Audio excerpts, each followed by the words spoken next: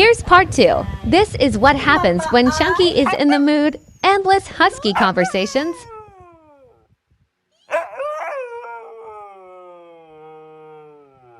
Mataas pa.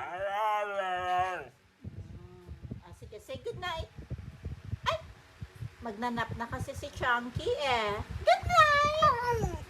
Good I love you all!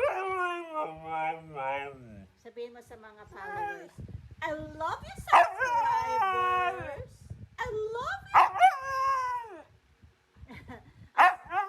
Say hello to them. Hello! Hello! Oh. Hello!